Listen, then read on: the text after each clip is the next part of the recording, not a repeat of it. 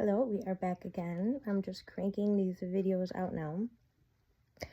And yesterday we left off with a 10-minute segue into this Steiner lecture, Transforming the Soul. It was, let me see if I wrote it down. Yes, CW 59. And I'm just going to go finish my notes here, and I'd like to talk about more specific ideas that are important for today in our day and age as compared to what Steiner says here, because obviously we've evolved, right? Or in some ways we've evolved. So I think it left off here. Let me just fix this. I want to make sure I'm not obstructing the microphone. It says,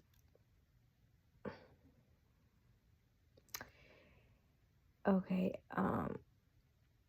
he's talking about illness and how the interaction between the inner man, which basically is our sense of right and wrong, and that thinking, feeling, and willing is connected to our guardian angel and the Christ impulse. So it leads us into that direction.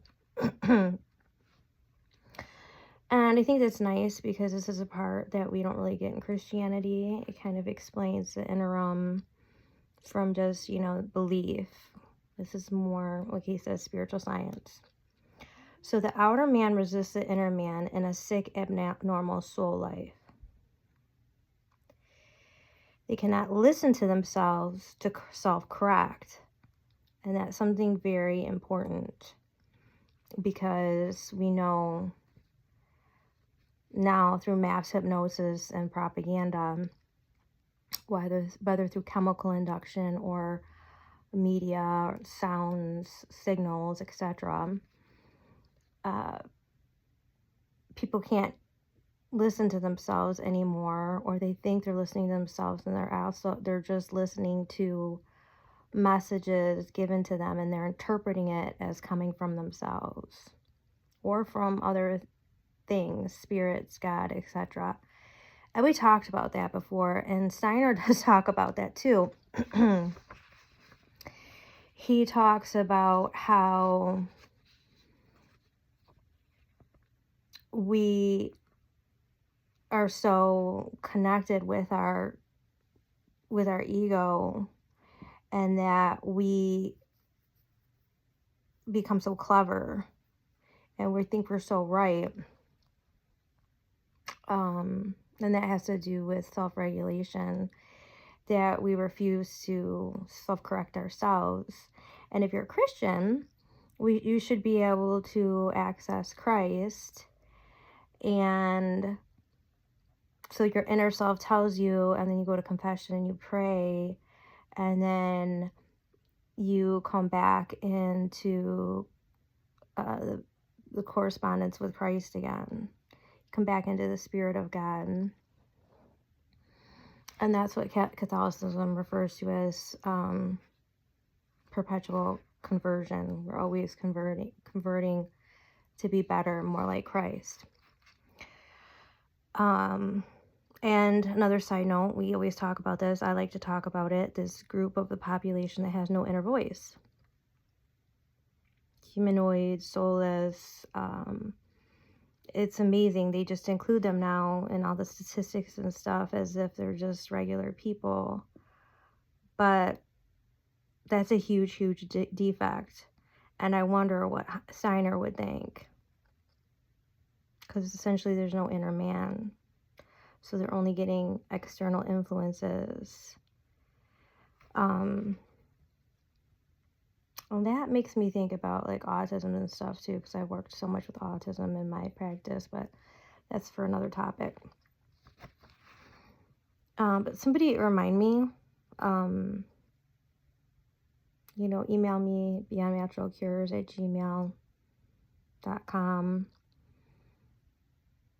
And I'm always up for bigger discussions and be doing like a Zoom to discuss some of this stuff, and we'll record it.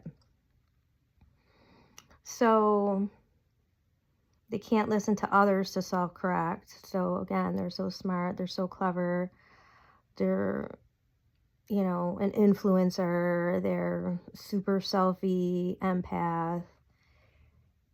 They can't listen to other people, they can't be taught. Self-regulation is deplete, as in a narcissism takeover or selfie time. That's my parentheses. Make the inner man strong as possible to defeat this. Because when your inner man is strong and you start listening to the inner voice for your higher self, for goodness, that's connected to morality, and that's truly what's connected to God and leads you to Christ. That's how you fight the outer man. Weak people do not want to align their feelings with their experiences or define their ideas clearly. They can only offer weak oppositions to the outer man.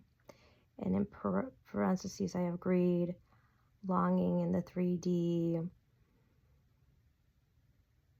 And then Steiner says these people will succumb to mental illness.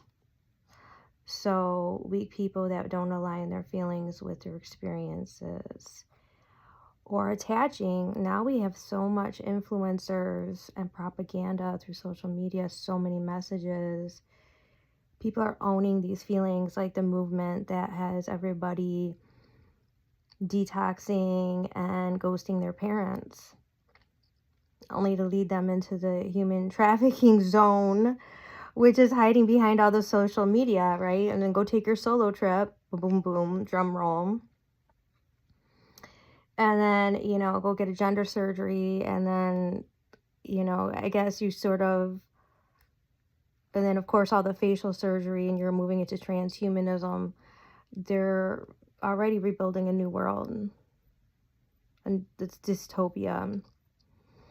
So, and if they can't define their ideas clearly, and has how he said you got to follow an idea all the way through. And I've been really thinking about that. Like, that's really stood out to me in this lecture.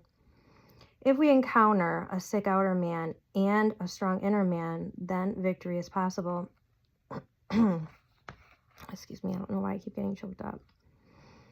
We need to expand our thinking and feeling and will so we do not get upset and triggered by provocations, and I have in parentheses provocateurs and demons. And I so focus on this. I have on my other channel, Healers of Humanity, an entire, and most of my stuff is on private. So again, if you want it, all you got to do is email me and I'll send it to you. That's where I'm sitting. But that's connected to, at least in Reich's work, he connects provocateurs with sadomasochism and wanting to provoke or push the other person to explode, to react, so that you have an excuse to release your anger, release your pent-up aggression, or to be who you really are. So we must think things through and find detail, set our horizon according to the facts. We must strengthen our inner being against external influencers and resistance rather than the opposite. This is not resisting or getting offended by outside influences attempting to help and educate to bring us back into wisdom of our inner self, but deciphering, I think as Christians we'd say discerning, between good and bad. And then I have discernment as to where those influences lead. And that was a big, big problem when I was a New Age Christian, as I had very bad discernment. And I kept missing what was in front of my eyes and doing like a BS story in my head, like Christ is love, God is love, blah, blah, blah. And then being constantly set up by demonic activity and leading myself, also following synchronicity, which is Jung, who tortured and his patients instead of healing them, as opposed to Reich. who expounded the sadomasochistic character structure and could heal it, and then he was disenfranchised by Freud and Jung. But he worshipped that demon god, and he basically created a psychology religion, an antichrist religion. So yeah, it took me many years of catharsis and devoting myself and isolation and reading the Bible, praying, like all of that took me many years. It's not something, I'm not saying it's not something that can come fast to some people, but I had a lot to purge and a lot of my ego to break, I'll be honest. It was my ego. I think as you get older too, I had so many years of also studying Reich's work and psychology and having that scientific mindset, atheistic mindset, and also conflicting with the mystical ideas I had through New Age, Luciferic. It was a real battle between Ahriman and Lucifer. But now that I'm in the Christ impulse, it's not. And Ahriman and Lucifer seem very obvious to me now. So there is hope, and it leads to something better if you put the time in. So nowadays, people in the 1900 plus attach great importance to physical appearance and physical health, such as body and mind, which I didn't realize till I really studied anthroposophy about eight years ago, and I started really focusing on it, that body and mind is the same thing. It's not spirit and soul. So I thought that this body and mind to me in my head was like the physical and the spiritual for like 25 years. That's how debased and off I was, and so far away from, because I'm somebody that's been so close to the spirit world most of my life, and also having many spiritual experiences, and it just blows my body mind away when I think about this. So body mind does not lead to good health results. It's not a machine, and the spirit soul body is not strengthened by physical exercise, although commitment and the drive to do it, the will and rhythm is helpful, but not from the movements. Care should be taken that every exercise creates inner joy and a feeling of well-being, and the impulses come from the soul. And so I put a little star here in my parentheses about Carmelites, which is one of the orders I follow in Catholicism, and St. John of the Cross, and his prayer and illumination through service, which I really love and believe in, about finding that joy in the movement and in service, serving humanity like Christ did. That brings me back to when I first moved into the Inferno with the Eye of Sauron. It was the wealth class brothel of, I don't know, of the States or the world in general, but I was disenfranchised because at first they were trying to bring me in through blackmail and compromise me, and then when that wouldn't work, I think that's how, the only way they let you in is they got to have enough on you to bring you in and to compromise you. And when that wasn't working with me, they were like, oh my gosh, what's a Christian? You mean a real Christian? You mean you're not just like getting baptized at the Protestant church with everybody and like gangbanging after, like, to celebrate? Like, these people didn't understand like what a moral person was. It was crazy because like collectively as a community, it's like you could move through as a ghost, or you could come at people from just such a different way by just being a genuine, true Christian. Like, these people most of them have never come in contact with a true, real Christian. So that's a beautiful, interesting story too. I would like to talk about that later, but anyways, I was making my money and feeding my children by rubbing people's feet, like they did with Christ, like washing his feet. That's basically what I was doing, because I had that training of that special foot adjustment where I was really helping people break through a lot of scar tissue and walk better, and their whole entire gait. Like, people's lives were very transformed when I did that in my other practice. That wasn't my sole part of my practice. It was something extra that I did, that I was just trained in through my best friend, who's actually a massage therapist. But when I moved to Birmingham, I just was not able to make any money and was disenfranchised. And so I started doing eyelashes, which, again, I was doing some eyelashes in when I had turned my clinic into an organic spa, and so many people wanted eyelashes. I offered it, but it was chemical and I didn't want to do it. But all of a sudden it was like, I got to feed my kids. So I was doing that, and then that died out. And I was pretty much just doing foot rubs, and, people would pay me and I would actually go to their house and rub their feet and make good money at it. It's amazing how much joy and happiness people have. And so just being touched, people need to be touched. I know they don't want to. And I think rubbing their feet, even people who don't like a touch, it keeps you far enough. It's amazing these people don't like a touch, but then they're like in a garbage behind a bar banging a stranger or something. Like, you have this real split in people's personalities, or like people with the anal sex, like they're total clean freaks, and then you find out that like they're into like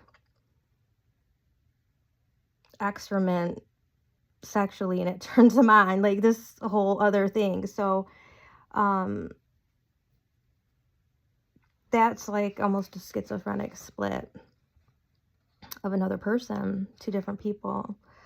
But anyways, going back to exercise and working and bringing our soul into it and inner joy. Observe life that conscious exercises give beneficial effects. Those who believe physical movements balance out exhausted or tired out spirit. I wrote depression.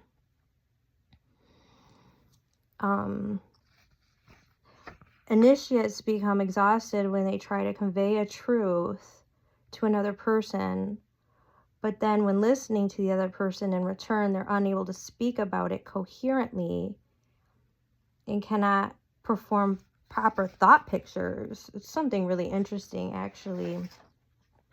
Just that whole thing there to think about. Like, I feel like I need to spend like a day writing about that and like thinking about that. So he's speaking of initiates in spiritual science. Being exhausted, you're trying to explain to somebody a truth, and then he talks about how you're wasting your time because these people can't hold an image in their head. And so I don't know if that was a precursor to what we have now, where people don't even have the voice in their head. They have no inner voice or dialogue. And then I guess, I don't know, maybe in the 1900s, I don't know if that was something new, or I don't know if I've read that as being something consistent throughout the epochs, but not being able to hold the thought picture. And so you become exhausted because you're trying to explain, and these people, they won't understand. And there's a lot more than just basic comprehension or being smart or even respectful or even trying to listen. It's a real deficit. So when researching the spirit world, they do not become tired. But when one is listening to someone, is dealing with body communication from the brain. So researching and learning about something and reading books, you can maintain your energy. But when you're listening to someone, you're also taking in so much information in your ocular segment, not just your ear and the entire body, and that's taxing.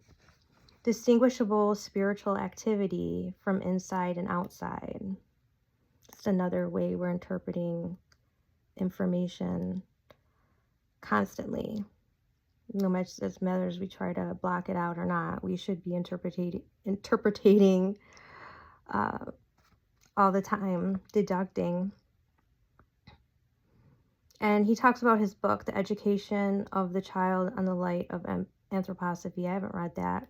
But maybe I have, just because my friend's a Waldorf school teacher and she's given me a lot of these books. He talks about the stages up to age 7. They mimic an imitation, do imitation, which just this is basic Waldorf stuff here. The change of teeth and puberty, acting in accordance to authority, acting in accordance to impressions made on them by other people. So, and we know today puberty is now early, simply because there's so much metabolic distress and chemicals, not just affecting our hormones and our body, but we're aging faster. And childhood's been taken away from us for so long, right? So many people haven't even had a childhood, just left in daycares or that are called schools, and they're like 6 months old at school, right, without their mothers. It's a real tragedy, and it's a real aspect of why our culture, the motherless culture, is the way it is. 2 stages of imitation and authority are ignored. The soul develops irregularly at newer stages of development. Later shows that members of their being is left behind and undeveloped, stunted, and I put addiction or hook, and the hook is a term that Reich uses in ergonomy. It's like a defense mechanism, an armor that's so solidified in the character and so early on. And he talks about that with schizophrenia, like the patients he had the least success with were when the schizophrenia was manifested in the first 7 days of life. And he talks about what causes that. And maternal deprivation, circumcision, and all of that is a part of it.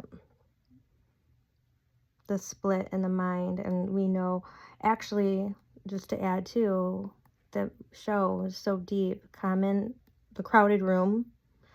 I'm watching that series right now, and it's really, wow, it's really powerful. But they talk about how early childhood abuse causes the mind to split, like worse and worse. And so that's interesting when Reich proved that circumcision can cause that as well, because that is a form of abuse. It's genital torture.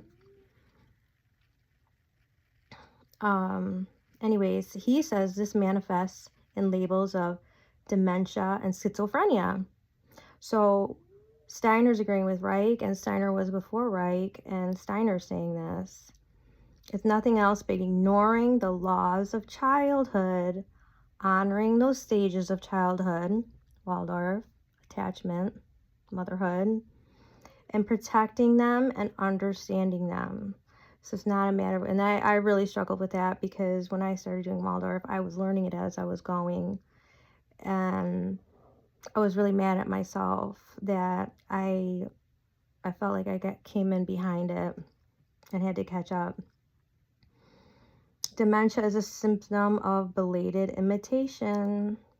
So the imitation phase before 7.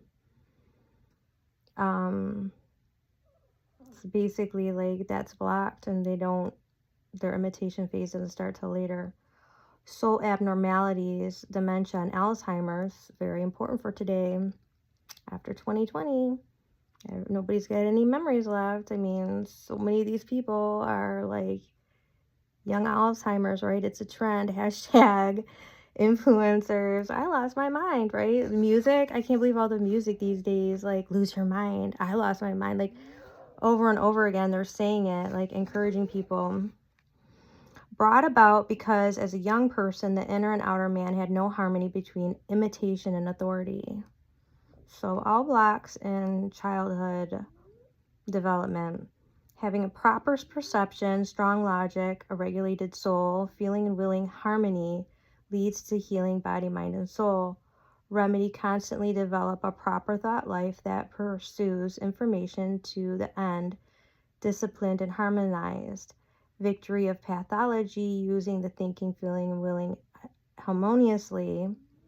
Whole truths cannot be explained or comprehended by half thoughts. I hear this a lot by Steiner. whole truths cannot be explained or comprehended by half thoughts. Again, can't go all the way through with their mind. People who cannot bring their thoughts all the way through are deficient and suffer, and basically are candidates for mental and physical disease or disorder. A belief in common sense is lacking today, and that was the 1900s. So, and then he talked about Hegel, which is interesting. I'm always interested when he talks about Schopenhauer and Hegel, and I think, as you know, I keep mentioning that I'm a fan of Soloviev, and I'm actually reading Soloviev right now, and St. Augustine of Hippo. And so I'm always interested in what he says about these people, because I'm never really wanting to study them 100%, like, dedicate so much time to it. But I am always interested in I appreciate his opinions on it. He says, Hegel was ridiculed for presenting the importance of reason and logic. He said, reason is the rose in today's cross, and the belief in reason will make the cross triumphant. If we believe in being able to develop a harmonious emotional will life and be disciplined in the power of reason, we can overcome mental illness. And with that, I leave you. We went way past today again, but I want to pick up on this again a little bit and discuss it. But I think what I'm going to do is get back on finishing up my other theories, because I kind of get sidetracked with this. I'll put it under a different playlist category, and I'll start separating them. But I'll meet you back tomorrow.